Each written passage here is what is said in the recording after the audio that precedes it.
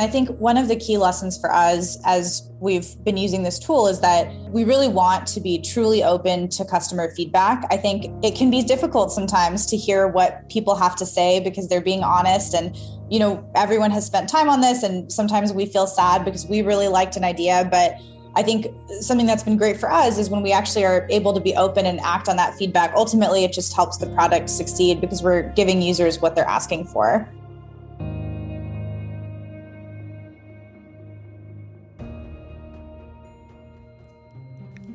Welcome to the Human Insight Podcast, where we help you bridge the empathy gap to bring you a valuable, new understanding of some of the most innovative ideas and trends shaping the future of business and customer experience.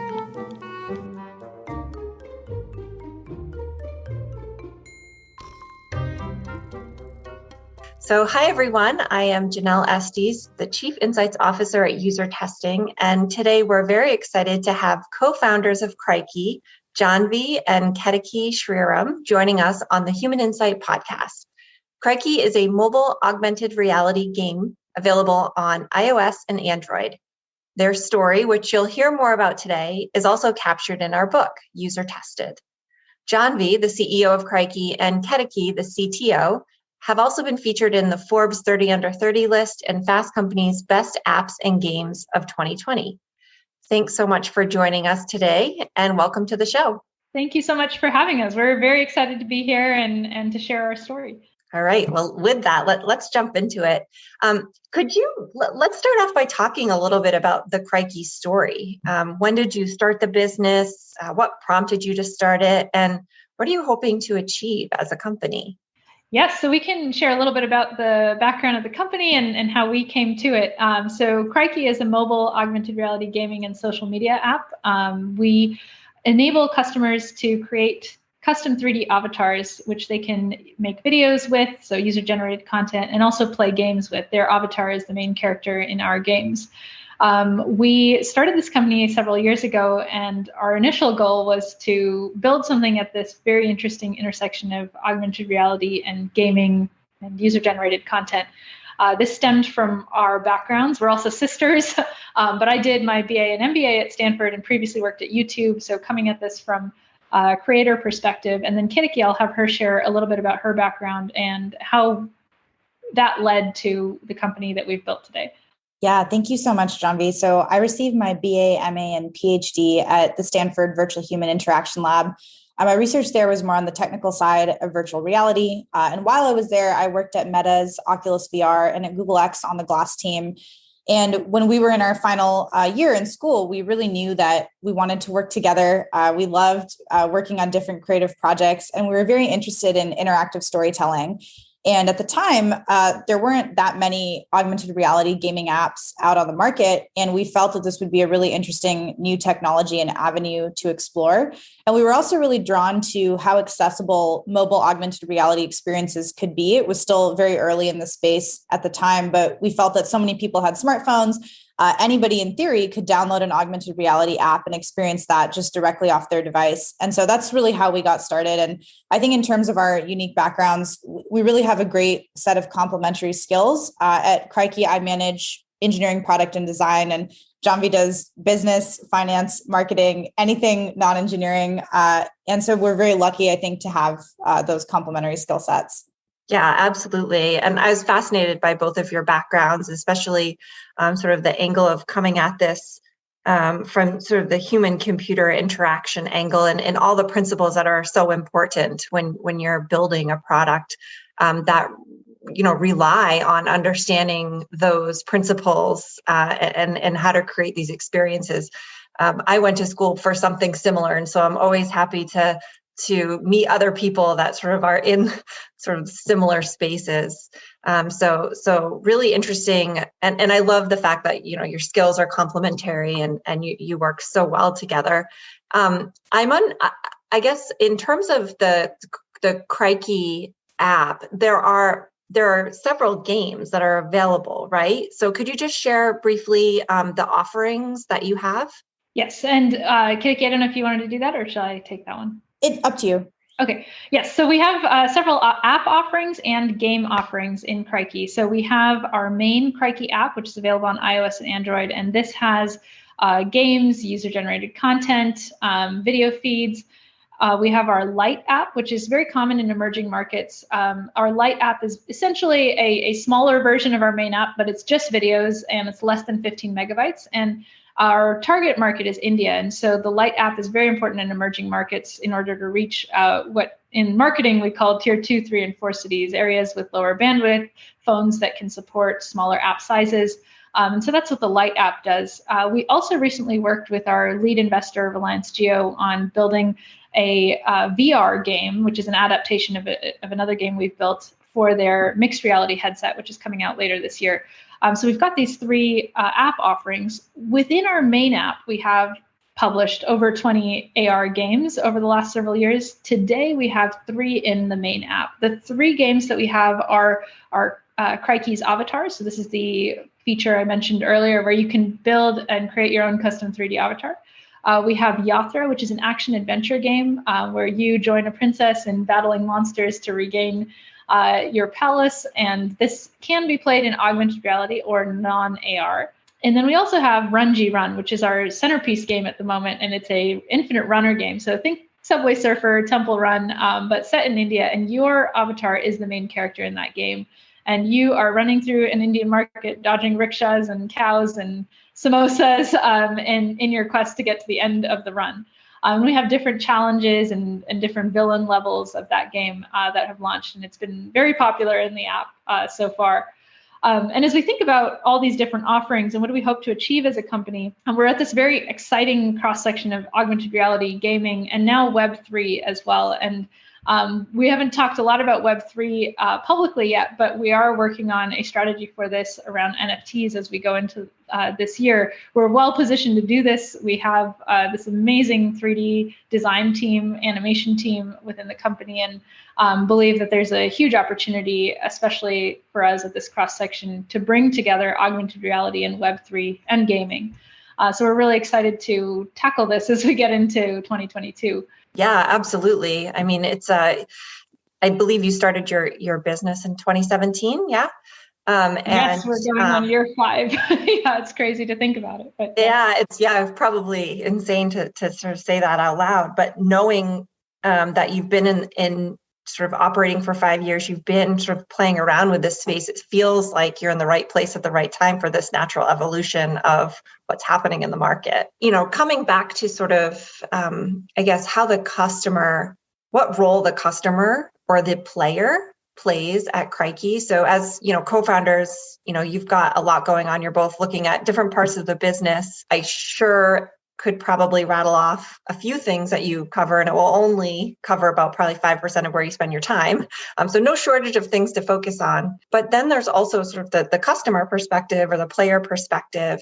And I'd love for you to share a little bit about, like, how does that fit into all of the other things that you're thinking about and prioritizing? Absolutely. I think that's a great question because there's, you know, obviously so much that can be focused on. I think for us, the customer experience and the customer journey is really the most important part of what we do. And I think when we got introduced to the user testing tool, it really revolutionized how we could connect with the people that were using our application. We love the participant view where we can see people's faces as they try new features. And that's just one small example, but watching these videos, using the metrics insights tab as well, it's very helpful because it gives us both quantitative data. So, you know, people answering multiple choice questions, and then also the qualitative component of if somebody says that they don't like this feature or they wouldn't try this again, why is that? You know, why do they feel that way? And the way we've incorporated this into our process is that we actually user test design mocks first. So just the 2D mocks, trying to get a sense for how users feel about them. We'll then test them in a development build. So pre-release, ask users to actually go through the entire feature. And a very interesting insight from that is oftentimes things that test very well in a 2D mockup maybe don't always translate when users are actually interacting with the app directly. There's different reasons for that, but that's why we added that step into the process, because we found that when users actually have something tangible that they can play around with, they often give slightly different feedback than when they're just looking at an image and trying to imagine kind of walking through the process. And then we do also test our live application. So after the feature goes live, we test it again just to see how people feel about it, kind of in the context of the full Krikey experience. And that's been so helpful in terms of how people respond to our product, because now when we release features, we already know how users are likely to respond to them because we've spent a good amount of time actually testing it in advance. And I know for me, I feel very relieved because before we had user testing, we would often release features, honestly, not really knowing what people would say about them. And it was almost like the user test was the live launch. And we learned so much from that, of course, but it's just better now that we have this amazing tool to be able to test at all different phases of the process. Right. Sort of this idea of like not being super surprised by any of the feedback that might come back once it's launched, but also catching things, right, that you might push live, that you know, without user testing, pushing something live that really confused people or didn't meet their expectations. You can address that before that actually happens. And I think it was in your case study video, it really came to life for me when it was, I think it was in your Run app where the way that you had designed the runner's perspective was different from what people expected. So can you actually tell that story? I think it'd be great for our listeners to hear. Yeah, of course. So when we were first designing our Infinite Runner game, we looked at a lot of the other popular Infinite Runner games on the market, and we had an interesting idea where we wanted to change the perspective of the track. So typically in Infinite Runner games, your character is facing away from the phone camera. So your character's back is to you and they're running and the track is moving. And we wanted actually the character to face you so you could see your avatar, because the avatar is centric to our app and people love their characters. So we thought it would be fun if it faced you. But we did a build and we user tested it. And as soon as users started playing, we found that it was actually very confusing for them because they were seeing their character and they had to anticipate the movements, but they didn't get to see the obstacles in advance because the obstacles were coming out from the phone, essentially, rather than coming towards them from a distance. And so we found that users died very quickly. They expressed a lot of frustration because they weren't sure how to navigate the level, even with the tutorial. And that's a great example of, we had a cool idea. We might still use it maybe in a challenge level or in some other way, but it wasn't quite the right idea for the main concept of the game. And we were very thankful that we were able to user test that and get that feedback really at the beginning of the development cycle. So we didn't have to spend too much time on it, but we did get to test it out and kind of ideate from there. Yeah, absolutely. Yeah, it's such a great tangible story. And you can imagine if you were to have released that live, there probably would have been maybe lower adoption, lower engagement if people weren't able to really kind of connect to the game and connect to the experience.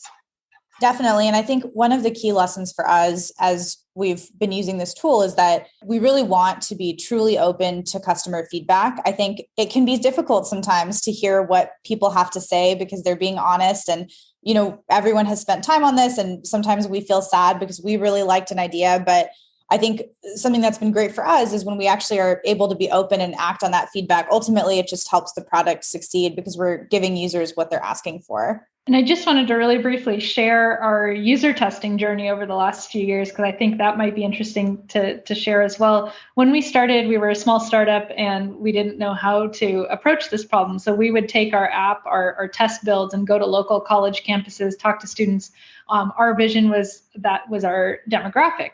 Once we launched the app and we started to look at our data, we realized a lot of our users were actually in India, but we couldn't, sit down with them in person. And so we started to try to reach out to our users, set up video chat calls and WhatsApp calls. And we were successful in doing that, but it was really hard to see the phone screen. It was hard to see the user's face as they were engaged with the game. And sometimes we would, have these conversations in a different language, but then when we wanted to share with our developer, we didn't have a video, or the developer didn't know the language that we were speaking.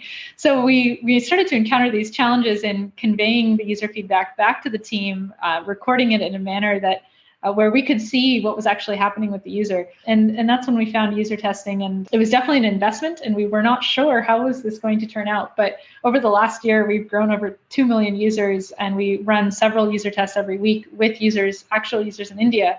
We're able to see their face, their reactions real time when they're playing the game. We can also see the game on their phone screen. And having all these data points together has really helped us narrow down on what product features to focus on and how to improve the app using the user testing tool. So for any startups out there listening, we highly, highly recommend this. This is a great investment, and it's completely transformed our business from where we started in thinking about approaching user testing and just going to local college campuses to now using this tool to actually reach the end consumer in market. It makes a really big difference. And it's super fast too. I was a user of user testing before I was an employee of user testing way back when. And I've still floored by how fast feedback comes back. Yeah, I'm sorry, Ketaki, I cut you off there. Oh, no, not at all. No problem. One thing I wanted to add to that as well is that it's so easy to take the data from user testing and analyze it and present it. And it's so easy that we actually have a weekly internal meeting now where we have every person who's analyzed a user test will present it, and it's open to the whole team and anybody can listen in. And I wanted to bring that up because I think it's very important for even people who maybe aren't watching these videos directly to still have access to the highlight reels and the insights so that everyone on our team understands I'm working on this feature. Here's how it would impact the end user. And so incorporating that data into our process has been helpful. And it's only possible because it's so easy to download the metrics, to watch the videos and make highlight reels. All those features have been really valuable. Yeah, that's fantastic to hear. I think that that's one of the things that, we're seeing as a trend across our customer base, that it's becoming now, of course, the people that launched the study and are working on the feature or what have you are the ones that are closest to the findings or the videos or the metrics. But there's a real push now to start to build this shared understanding of what you're seeing, like to your point where it's like, okay, so we could go talk to customers and then, you basically have to, it's like a game of telephone, right? Of like, okay, this is what we saw. And now let me go explain it to my team and they're going to interpret it a little bit differently. And I don't have the customer in front of me to show them what actually happened. And so a lot of things get lost in translation. And so being able to say, okay, look, you watch this for yourself, right? And then you get to talk about it as a team. And I'm sure that's probably part of the experience people have when you're going through those weekly sessions, sort of like you see somebody do something, the way that I interpret it might be a little bit different than the way that you interpret it or you, and you can have that discussion and get to sort of a shared understanding, but also like a shared, action plan. Like, what did we learn? And then what are we going to do about this? Yeah. So exactly. Exciting. Yeah, I completely agree. Yeah, I mean, I'm so excited. I just having been in the field of UX and CX, which is like a very specialized sort of practice, and seeing this being adopted by many different teams and many different roles within an organization is literally like watching a dream come true before my eyes. Like getting this to a place where you don't always have to be this very specialized person with a special skill set in order to get value from this and make really informed, great decisions. I think we touched a little bit on this, but I'd love to talk a bit more about it. So in the book, we have your case study featured, and the story itself is around how you have regularly tested the App Store listing. And so this is obviously before people download the game. This is really sort of, your hook to get people to download. And it's a very important part of, as I'm sure capturing new users. And so this is a practice that we call in the book sort of regular health checks of really important parts of your experience.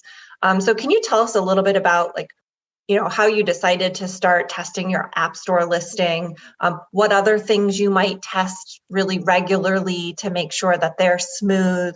Would just love to hear a bit more of your perspective on this. Yes. So the very first test that we ran on user testing was our Google Play Store screenshots. And this is what you see when you get to the Play Store or the App Store. There's some photos of the app, a little description, and then the user decides, do I want to install and use this app or not? And so the very first test we ran was on those screenshots, and we started to realize quickly what we needed to change to convey what we were. And by that, I mean, how do we define augmented reality in an image to a consumer that might not have heard of this before? And we started to learn through these user tests that users in India were more familiar with the term 3D versus AR. And so we started to change the language of how we described ourselves in market. We learned that users wanted to see characters coming out of the phone to show that this was an AR app. Whereas previously we were taking real screenshots in AR in app and using those. And we kept wondering, why are they telling us to do more in AR? Why are they telling us they can't see AR? We've taken a literal screenshot, but the screenshot wasn't enough. They wanted to see the characters coming out of the phone. And this, of course, it's a photoshopped image, but it defined augmented reality in a way that was understandable and showed the experience in what they considered 3D. And so we started to take this user feedback and put it into the images that we have on the Play Store, and immediately saw an uptick in conversion rates for our install conversion. And that was the moment where we said, okay, now we need to user test everything. and we started to test not only the screenshots, but the Play Store description, the trailers that we have on the Play Store and the App Store. And we do this every 3 or 4 weeks. We obviously have different seasonal events and product features that we are launching every couple weeks. And so we do update our Play Store quite frequently. And that has helped us both with our install conversion and down funnel conversions on the key metrics in app as well. Got it. Yeah. I mean, I think that practice is so compelling and so interesting, and likely part of the experience that many might overlook in terms of capturing, a new users or getting people to download the app. You also have great ratings in your, I was looking at your apps in the App Store and the Google Play Store, and your ratings are really high, and a lot of the comments are actually tied to the experience. So yeah, I would be curious to see. I mean, part of it also makes me wonder, right? Because your app listing sets the right expectations, people then are more satisfied because they're not surprised by anything or not confused by anything. But generally, and I think we touched on this a little bit, but this role of experience and the role that it plays in bringing your app to market, I think, yeah, we've talked a lot about how that's a big part of what you focus on when you're bringing the app to market or making updates and releases. Yes, and setting that expectation and meeting it is really important. And user testing has helped us do that, so there's no surprises once the user sees the marketing images on the Play Store and then actually gets to experience the gameplay or the app engagement itself.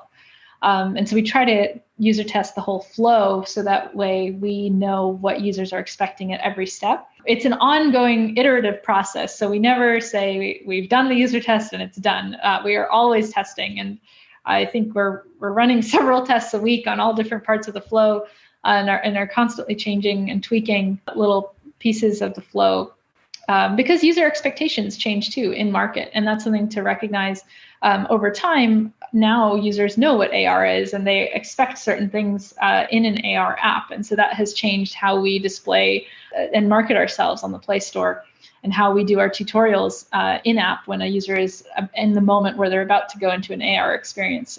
So these are things that, 12 months ago were very different, and the market expectation, the knowledge in market was different. And we see that in user tests as users are experiencing this more frequently in our app and of course in other apps in market, they have more of an understanding and different expectations. So that's why I think it's important to constantly user test and to reset where your product offering is in the expectations and the mindset of a user. Yeah, it's fascinating, right? Because I think where you play the market that you're in, gaming and VR, AR sort of places, that is at the very forefront of everything that's changing within the world of experience. And to your point, things that were happening 12 months ago might not exactly be happening today, or those expectations may have shifted. And so there is truly no other way to get ahead of it than actually staying super closely connected to those people that are in your market.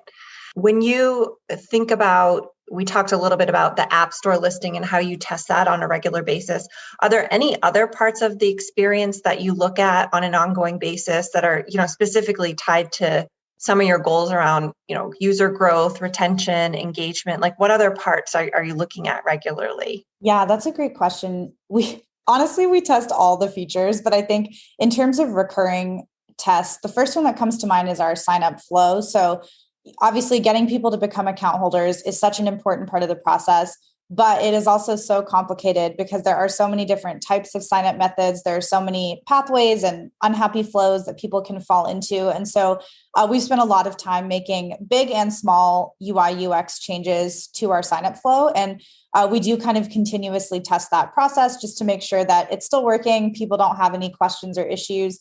And similarly to the kind of just the general knowledge of VR AR, it's interesting the ways in which people want to sign up also evolve over time. We've seen that more people now just want to provide a phone number versus use an email or use third-party sign up. And so as these trends change, we need to make sure that our designs reflect that as well. And then the second thing would be videos and games. So making sure that people understand how to make videos and how to play games. These are really the two big value propositions for our product. And so we want to make sure that the experiences we offer there, as soon as users enter the app, is really in line with what they expect. And games and videos are accessible both with and without an account.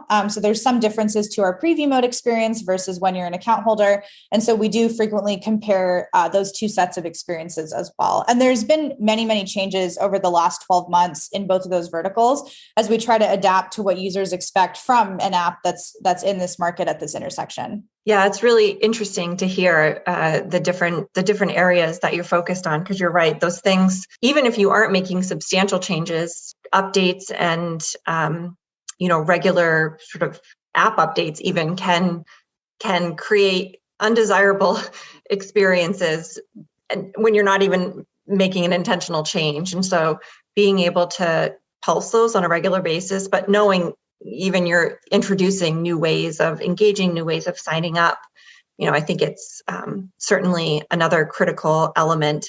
And then for the videos and sort of the creation guides, does that content live sort of in a support area, or is that stuff sort of like integrated into the experience itself? That is a great question. So we actually used to have in-app tutorials about a year ago and we did a whole redesign because that's really what users wanted. But we're actually seeing a shift now in the last 6 weeks. So we'll be updating this again to actually incorporate more of an interactive quest-based system inside of the app. So instead of having tutorials where they have to read them and affirm by tapping a CTA button, users can now instead just take actions inside the app and then actually earn coin rewards and then see the action that they took and were rewarded for via an in-app banner. And that's very interesting. It's very different from what we had with the in-app tutorials, but we've seen that users seem to prefer that as kind of a mode of education because it feels more natural, it's more engaging.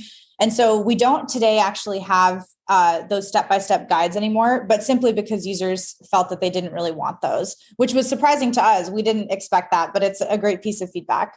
Yeah. Did you learn that through user testing? Yes, we did. Yeah. I love that. Well, I mean, all of those tutorials, if you think about it, that is the pattern. That's the standard. Anytime you need to introduce a new way to do something, the thing takes over your screen, right? And it's like, let me walk you through this thing. Even if you're not wondering about it, let me tell you about it anyway. And it sort of takes away from the experience. And I can imagine if you've got people who are engaged in a game experience, it becomes that much more disruptive.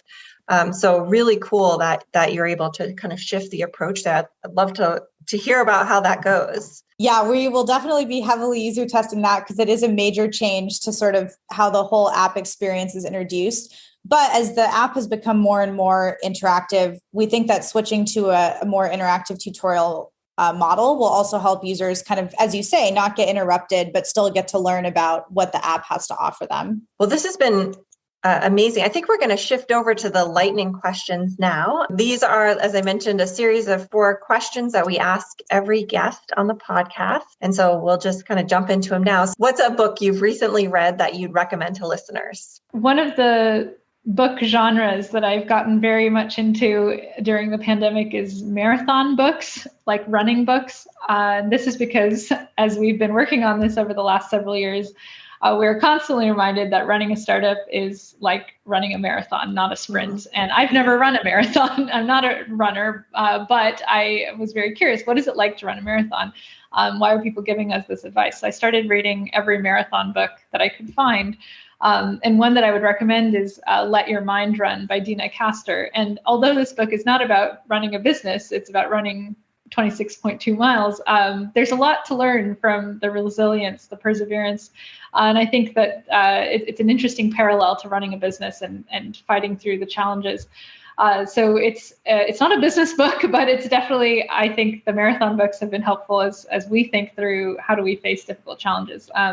Now that we're 5 years into this, I've also started reading ultra marathon books. And so on that front, Dean Karnazes is a great author. He's written, I think, over 3 books about running ultra marathons. And as the longer a startup goes, it starts to feel like an ultra marathon. But those books hold a lot of similar values to what we aspire to as we're running our business. I love that. I love the sort of comparison and parallels there. After you've been reading the books, are you at all interested in actually running a marathon? I am, but I think I'm a long, long way off from that. So maybe that's a post-startup project. Got it. All right. So how about a piece of advice that you'd give to someone who's trying to convince others to invest in customer feedback? Believe it or not, I talk to many people who are at this place with their teams or within their companies. So what advice would you give to someone who's at that, having that discussion? I would say investing in customer feedback is investing in the future of your business. For us, it has made our business. If we had not invested in user testing last year, I don't know if we would be in the same position of growth and success that we are 12 months later. Having the customer voice front and center, ensuring that every developer and designer, every team member has access to the customer voice on a daily basis is imperative. We're lucky that we're able to share these highlight reels. We're able to access actual users in India, and that's made our business. It's enabled us to grow. And I think another piece of feedback that I would share for startups is you don't know where your audience is going to come from, and they may not be from the same city that you're in, from the same country that you're in. So being able to reach your customers and wherever they are geographically is really important, and being able to talk to them, get their feedback. And user testing allows us to do that globally. So as we grow now beyond India too, we can reach a customer in a different country and get their perspective. So I would say if you're a startup thinking about, do I invest in this tool or not? Think about it as the future of your business because access to the end consumer is extremely important in order to succeed as a company. Awesome. I love it. Next question. What's a recent great experience that you've had lately and what made it so great? Yeah, so we are huge fans of this chocolate shop in New York called Stick With Me Sweets. And we discovered them actually during the pandemic, and they have the most beautiful unboxing experience. So everything you order from there, it looks like a book.